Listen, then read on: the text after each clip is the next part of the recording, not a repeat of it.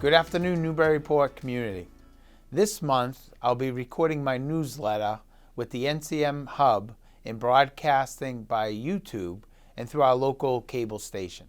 I'm excited to be participating with the MCA Hub to bring you some news from the district. This month, our news will focus on student mental health and social-emotional learning. Our student spotlight this month is Amanda De Silva. Congratulations to Newburyport's 2022 Project 351 Ambassador, Amanda De Silva. There are 351 cities and towns in Massachusetts, and every year, one 8th grade student from each community is selected as an ambassador to the Project 351 program. We are very proud to announce that Amanda De Silva will be representing Newburyport Public Schools. Interim Principal Nick Marcos remembers meeting Amanda when she came into Newburyport last year. He told us her first day of school, she was already making friends, playing basketball at recess. Amanda shows a lot of leadership skills, and I'm sure she's going to continue to develop those skills, and she's a great choice for the Newburyport Public Schools. In the weeks ahead, Amanda will participate in Project 351 Leadership Development Program, and she will run a service project here in Newburyport. Amanda tells us that other young people have helped her and have inspired her. I want to pass that kindness on to other students to help them to be less shy and learn to speak out. Amanda says she is very excited and literally up for anything. Well, Amanda, we're excited too, and we're all looking forward to supporting you this spring with your service project.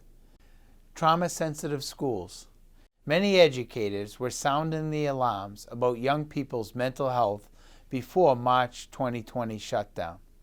Psychology professor and trend researcher Jen Twenge notes in a recent article that depression among teens and young adults has doubled in just 8 years. And that was before the pandemic hit. Recognizing this growing trend, educators across the United States have increased their attention on social-emotional learning. There are a number of these theories about what may be causing increased anxiety, depression, and behavioral concerns in school-aged children. These range from the impact of social media and technology to increased academic pressures to the effects of poverty, food scarcity, and/or housing insecurity. All of these factors contribute in some way to a changing childhood. And it is clear that children born after 1996, our Generation Z, are growing up in a different world than their parents. Many of these changes are for the better. For example, Generation Z is expected to be the most educated generation in the United States. But some of these changes mean we need to rethink how we're educating students. For example, access to information is at their fingertips, but practice with interpersonal skills, especially among our teens, may be limited. Research shows that specifically teaching children how to behave in group settings and how to identify and manage their emotions and how to solve conflicts can help children be better students. Today, after 2 years of pandemic-related protocols at school, including online learning and social distancing, we recognize the need for social-emotional learning is greater than ever. I'm excited to share a few projects of the Newburyport Public Schools that we've been focusing on to address the social-emotional needs of our students. Although much of this work began before the pandemic, it continues to be expanded and enhanced to meet the needs of our students. In 2014 and 15 school year, a team of 20 teachers for the Newburyport Public Schools attended Lesley University's Institute for Trauma Sensitivity. This graduate-level program examines the impact of traumatic experiences on student learning and it helps educators create a trauma-sensitive learning environment. Since the first cohort graduated, many teachers across the district have taken the coursework, and the Mullen School principal, Tara Rossi, has led a school-wide implementation of trauma-informed practices. According to Principal Rossi, our understanding on how childhood trauma can affect student learning is changing the way we approach children in the classroom. Trauma research studies show the connection between adverse childhood experiences, or ACEs, in children's health. Medical teams use ACEs assessment tools to measure trauma across 3 areas: of abuse, of neglect, and household dysfunction. A young person with high ACEs scores can be physically, emotionally, and academically at risk. California Surgeon General Dr. Nadine Burke-Harris explains why in her TED Talk. According to Dr. Burke-Harris, when we feel unsafe, our body prepares us with a hypothalamic response. This is the flight or flight response. In her TED Talk, she equates this to seeing a bear in the woods.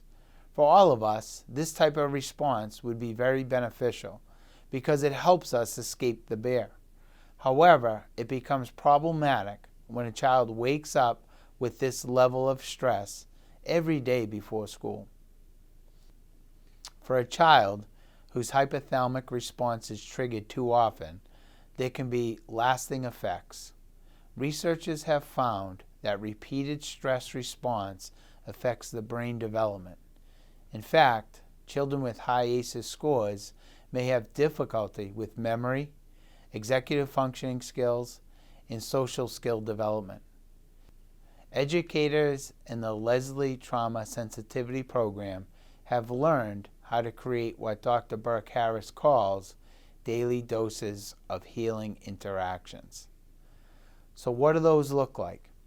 Our Mullen School teachers have incorporated predictable classroom routines, intentionally designed transitions, and have developed daily mindfulness breaks. In addition, they have implemented a positive intervention system where students learn and practice expected behaviors in all common areas. Beyond the changes in the Mullen classrooms, there has also been a change in how teachers think about students who are struggling at school. Principal Rossi explains that teachers begin to ask different questions about students, and they think what healing interventions might be useful. The work of creating a trauma-sensitive district is ongoing. We will continue to provide staff access to professional development since the work of creating a supportive environment begins with each one of us. Teacher Professional Development Program. On Friday, January 14th, Newburyport teachers became students for the day. The focus of our full-day professional development program was on social-emotional learning and mental health in schools. A wide range of workshops, including food insecurity in schools, developing IEPs for culturally and diverse learners, and incorporating the pedagogy of play units, were all available. Assistant Superintendent Lisa Maria Polito shared the main focus of the day was on strategies educators could use to support both their own and their students' mental health. The day was highlighted by a keynote address from Mr. Ed Garrity entitled, "I See You, You Matter, I've Got Your Back." Mr. Garrity, the author of Combinations, Opening the Door to Student Leadership, delivered a powerful message about gratitude, self-respect, compassion, resiliency, and kindness. Teachers appreciated his funny, entertaining, and relatable speech. We received positive feedback from faculty and support staff, and many were excited to use what they learned in their workshops and implement those in their instruction. Signs of Suicide Program. Since 2015, Rupert A. Knock Grade 7 team has been implementing MindWise Innovations, Signs of Suicide Prevention Program. Over the past 6 years, close to 1,000 middle school students have participated in this research-based intervention program. NOC Adjustment Counselor Jill Sperry leads the 7th grade teaching team in running a 90-minute session designed to help young people learn about suicide and depression risk factors and identify resources where they can get help. Students learn that when they are concerned, they can act. ACT stands for Acknowledge, Care, and Tell. The SOS program teaches students to acknowledge that you are seeing signs of depression or suicide in yourself or in a friend, and that it is serious. Let your friend know how much you care about them and that you are concerned that they need help. Tell a trusted adult that you are worried about yourself or a friend.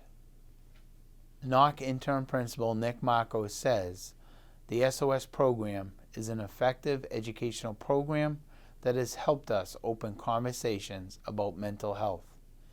It is an opportunity for all of us to talk with young people about resources that they have in their home, their school, and community. Parents and caretakers can also find resources. The ACT Tips for Parents reminds caretakers that feelings of depression are often hidden because youth are confused, embarrassed, or ashamed, and this secrecy can have dire consequences. You can help protect your child and their friends by starting a conversation about mental health. Students in grades 9 and 12 also participate in the SOS program to remind them of the ACT process and to make sure they know about mental health resources. According to Patricia Blackstock, the SOS presentation to 9th grade students has allowed us to help dozens of students who otherwise may have not reached out for help. The 12th grade SOS presentation allows for continued conversations about mental health and focuses on making sure students know how to access support after graduation. Before they graduate, NHS students know where they can find help both in the community and when they are away from home. Preschool Mindfulness Program. Miss Erin O'Connor is a certified mindfulness instructor, and she's a former kindergarten teacher and first grade teacher with over 20 years of experience in the educational field. This year, she has been working with 6 preschool classes at the Bresnahan School. Her goal is to use movement and mindfulness to help every child learn mindfulness strategies. Last Thursday, we found Miss O'Connor working on breathing techniques, sitting on the floor with a group of 3- and 4-year-olds, teaching them how to use a breathing stick. Every student had a small pipe cleaner with some beads twisted on. With each breath, first in, then out, the students moved the bead from one end of the pipe cleaner to the other. Miss O'Connor says, "I love teaching these skills to young children. Just like brushing your teeth and tying your shoes, the best way to get mindfulness skills is through practice." Students learn and practice new mindfulness techniques at each lesson.